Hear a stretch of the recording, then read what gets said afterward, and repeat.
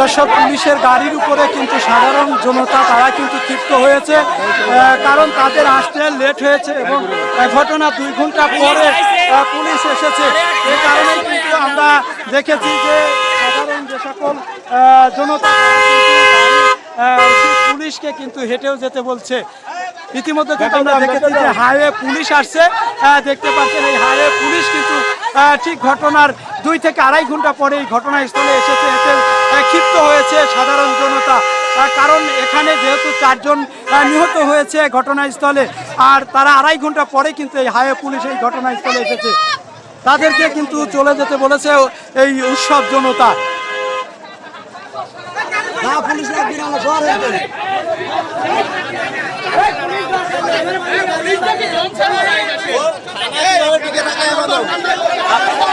দর্শক, দেখতে পাচ্ছেন যে সকল হাইওয়ে পুলিশ রয়েছে সেই পুলিশদেরকে তাড়া করেছে কিন্তু স্থানীয় সাধারণ জনতা, কারণ আমরা দেখেছি সড়ক দুর্ঘটনায় 4 জন নিহত হওয়ার কারণে 2.5 ঘন্টা পরে কিন্তু তারা এই ঘটনাস্থলে এসেছে আমাদের হাইওয়ে পুলিশ।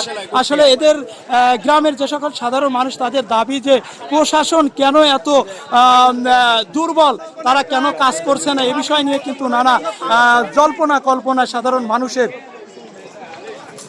আমরা দেখেছি সাধারণ যে সকল জনতা তারা কিন্তু হাইওয়ে পুলিশ কর্মকর্তাদেরকে কিন্তু তাদের গাড়ি সহ দেখতে পাচ্ছেন, তারা কিন্তু তাদেরকে হটিয়ে দিয়েছে যে আপনারা স্থান ত্যাগ করুন।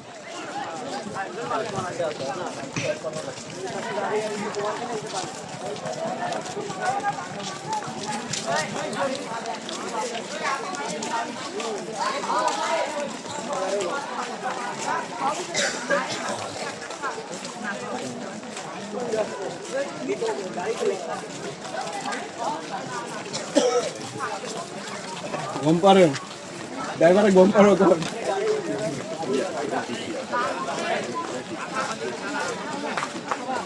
কি তো ড্রাইভাররা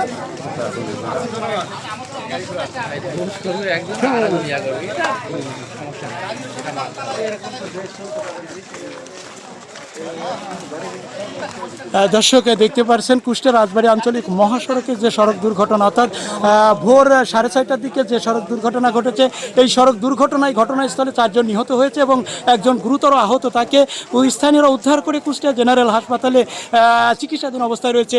তো দর্শক, আমরা দেখেছি যে এই সড়ক দুর্ঘটনার যে 2.5 ঘন্টা পরে আমাদের কুষ্টিয়ার যে হাইওয়ে পুলিশ তারা কিন্তু ঘটনাস্থলে এসেছে।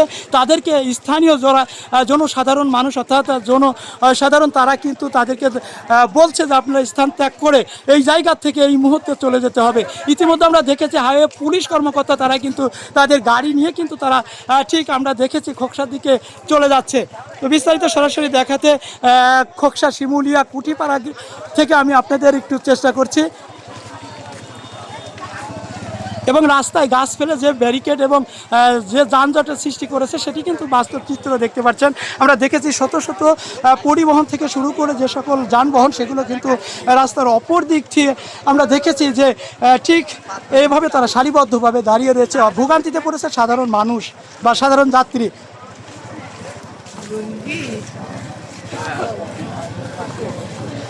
কিছুক্ষণ আগে কিন্তু আমরা দেখেছিলাম যে আমাদের কুষ্টিয়া জেলা বিএনপির সাবেক সহসভাপতি বীর মুক্তিযোদ্ধা জনাব আলাউদ্দিন খান এবং আমাদের খোকসা থানা অফিসার ইনচার্জ আনুর জায়েদ সহ এখানে যে সকল ঊর্ধ্বতন কর্মকর্তা তারা কিন্তু ঘটনাস্থল পরিদর্শন করেছে। ইতিমধ্যে এখানে যারা যে উৎসব জনতা রাস্তায় গাছ ফেলে ব্যারিকেড দিয়েছে তাদের সঙ্গে তারা কিন্তু বৈঠকে বসেছিলেন।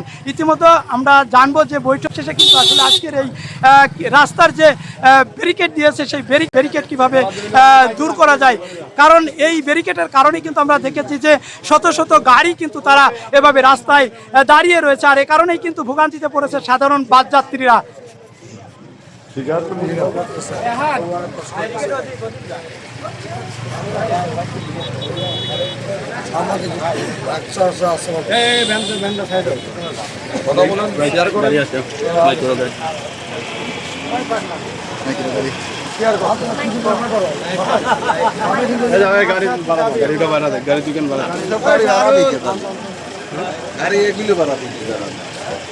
আমরা কেমন ভর্তি যাবো, আমরা রয়েছি